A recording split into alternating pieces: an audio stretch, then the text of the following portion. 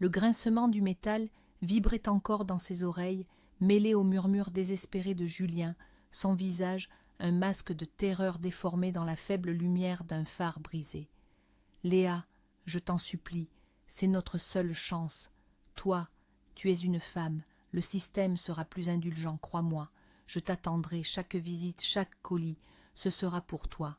Tu as toujours admiré les esprits forts, n'est-ce pas? Deviens ma lumière pour sortir de cet enfer. » Sa voix se brisait, ses mains serraient convulsivement ses épaules, s'accrochant à son manteau comme un noyé à une bouée. Engourdie par le choc et la monstruosité de l'instant où leur monde s'était fracassé en un avant et un après sous les roues de la voiture, elle hocha la tête comme en plein rêve. La croûte de glace de cette soirée de décembre, qui une seconde auparavant n'était qu'une gêne insignifiante, s'était transformée en linceul pour la vie d'un autre et le début de son propre cauchemar. Elle avait pris la culpabilité de Julien sur ses frêles épaules, les barbelés déchiraient le ciel, les murs de béton l'étouffaient. Les premiers mois, Julien venait assidûment, ses yeux derrière la vitre trouble du parloir promettaient l'éternité. Les colis, remplis d'une sollicitude feinte, se firent progressivement plus rares. « Léa, tu comprends, ici tu es comme derrière un mur de pierre. » Sa voix au téléphone résonnait de plus en plus distante lors de ce qui s'avérera être leur dernière rencontre. « Et moi, je dois me démener corps et âme pour que cette maudite entreprise ne s'effondre pas. Sans toi, tout est devenu insupportablement difficile. » Bientôt une notification officielle de divorce lui parvint, puis la nouvelle de son nouveau mariage avec une jeune assistante. Le coup de grâce fut la perte de son domicile dans leur maison autrefois partagée et remplie de rires. Il n'avait pas eu d'enfant, et cela semblait maintenant être la seule lueur dans cette période sombre. Le bureau du colonel Antoine Dubois, directeur de la prison pour femmes, était noyé dans les volutes de café parfumé. La matinée avait mal commencé et, à midi, elle s'était transformée en chaos total. Il jura entre ses dents, repoussant sa tasse d'un geste brusque. « Faites venir Léa Moreau, immédiatement. Qu'est-ce que vous attendez? Figez-la » rugit-il à l'agente de service en sortant précipitamment de son bureau. Dans l'aile de l'infirmerie, ça sentait le phénol et la peur. « Colonel, je vous en supplie, quittez le bloc opératoire. Vous ne servez à rien ici. Votre rôle est terminé. C'est moi qui commande. » lança sèchement le médecin-chef de l'infirmerie, indiquant la porte au colonel. Dubois sortit, courbé. À travers le voile du désespoir, il vit le gardien faire entrer la détenue Moreau et les infirmières s'affairer. Il priait tous les saints de sauver la vie de Chloé, sa seule nièce, une jeune fille frêle dont la vie ne tenait qu'à un fil après une chute absurde depuis une étagère dans les archives.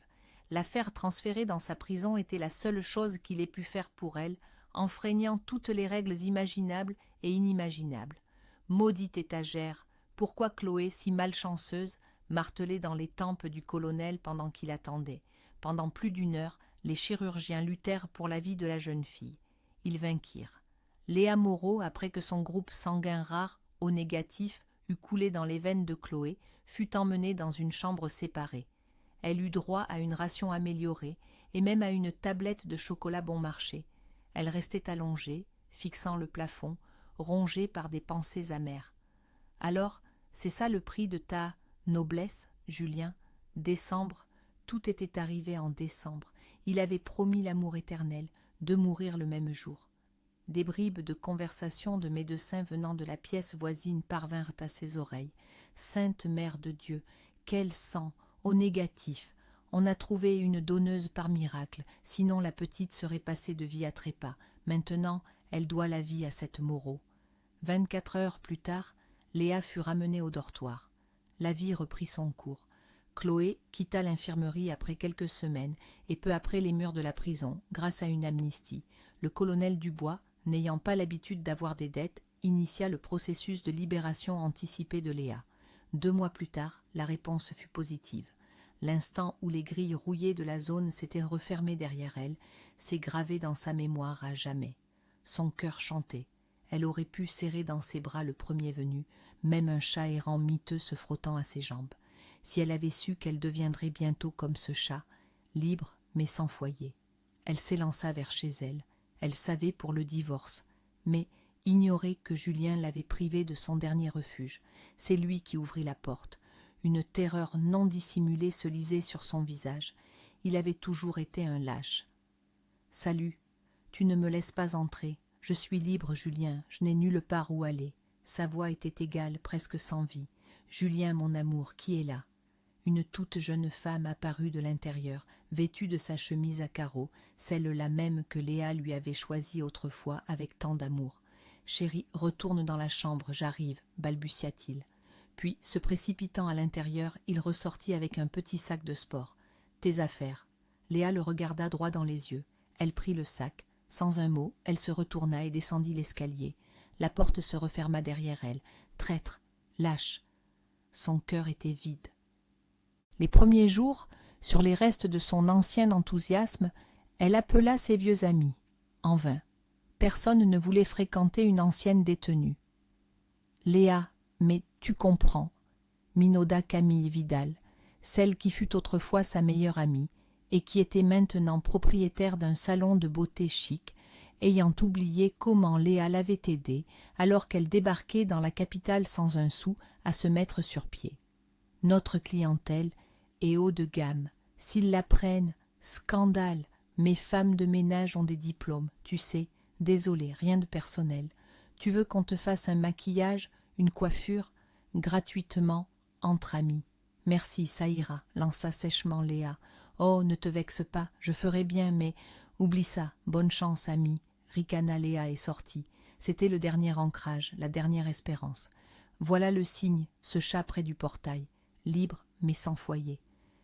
Elle passa la nuit sur un banc, dans un parc, son sac sous la tête.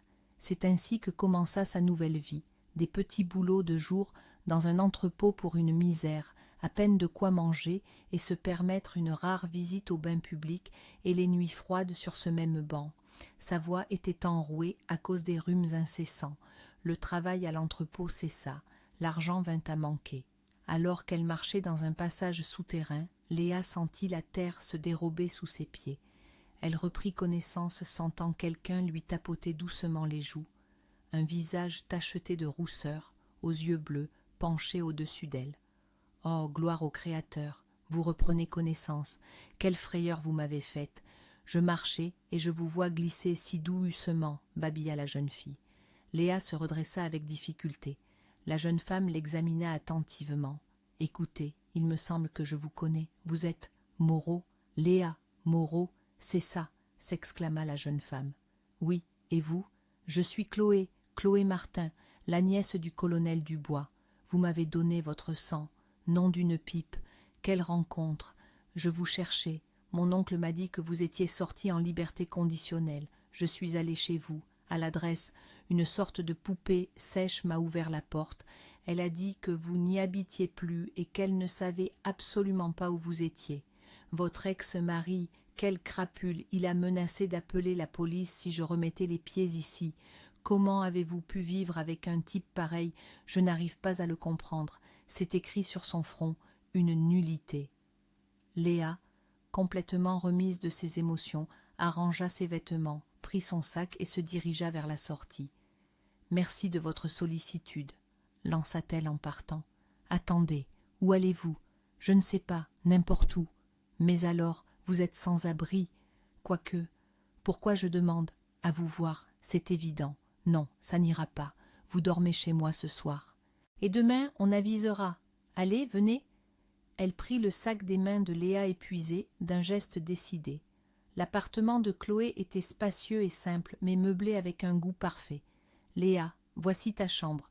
Dans la salle de bain, des serviettes et un peignoir tout propre. Va te détendre, il y a plein de flacons parfumés, et moi, je vais préparer le dîner. » Léa parlait à peine. Chloé sentait que la femme était brisée, mais les mots étaient superflus.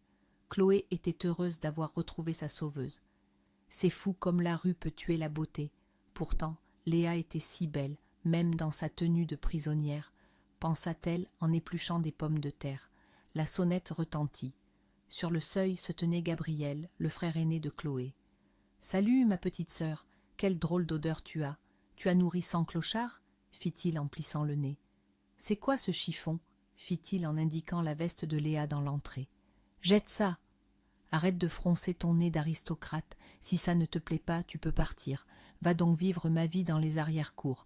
On verra si tu sentiras encore le Hugo Boss. J'ai retrouvé Léa aujourd'hui, lança Chloé. Celle que tu m'as racontée, précisa Gabriel. Oui, et elle est là. Ça, c'est sa veste. Tu aurais dû la voir dans quel état elle était. Et si on jetait cette veste et qu'on en achetait une nouvelle, proposa-t-il plus doux. Et si c'était toi qui n'ordonnais pas ici, hein, répliqua la sœur. À ce moment précis, Léa sortit de la salle de bain. Vêtue d'un peignoir éponge gris, ses cheveux d'un noir de jais tombaient en cascade jusqu'à sa taille. Voyant un homme qu'elle ne connaissait pas, elle fut gênée. « Bonsoir » Gabriel la regardait avec un intérêt non dissimulé. « Bon, Léa, ne fais pas attention, c'est mon frère Gabriel. Et il s'en va, intervint Chloé. Je ne vais nulle part, grommela-t-il. Alors, ne reste pas là comme une statue à fixer les gens comme un spectacle. Viens aider pour le dîner, ordonna la sœur. Au dîner, avec les pommes de terre croustillantes, ils ont beaucoup plaisanté. Gabriel fut visiblement charmé par Léa. Après le dîner, il partit en emportant la vieille veste de Léa. Le lendemain, il revint, avec un grand sac. « Tenez, c'est pour vous les filles, » dit-il en remettant le sac avant de s'éclipser. Dans le sac, il y avait une nouvelle veste presque identique à l'ancienne, et plein d'autres jolies choses utiles. « Je me sens mal à l'aise. Je suis sans emploi, je ne pourrai pas te rembourser, » dit Léa en hésitant. « Arrête, Gabriel l'a fait de bon cœur, ce ne sont que des affaires, » objecta Chloé. Léa essaya la veste. Elle lui allait parfaitement. Ses yeux brillèrent. « Comment pourrais-je remercier Gabriel ? » ?»« Porte-la avec plaisir, c'est le meilleur remerciement. »« Léa, reste chez moi, il y a de la place, et c'est plus gai d'être à deux. »« Chloé, je ne peux pas abuser de ta gentillesse. Si tu retournes paune à la rue, je ne dormirai plus. Reste ici en attendant qu'on trouve une solution, d'accord ? Il faut que je trouve du travail. »« Alors, tu restes ?» sourit Chloé. « Oui, » répondit Léa, et elle serra la jeune femme dans ses bras. Les jours passaient, en vaine recherche de travail. Gabriel était invariablement présent. Son attention et sa sollicitude touchaient Léa au plus profond de son cœur. Elle chassait de son esprit les pensées qui le concernaient, mais son cœur ne voulait rien savoir. « Personne n'avait jamais pris soin de moi ainsi. Il me semble que je suis tombée amoureuse, comme une jeune fille. » Après un nouvel refus, elle sombra presque dans le désespoir. Le soir, Gabriel arriva. « Léa, tu es une excellente comptable.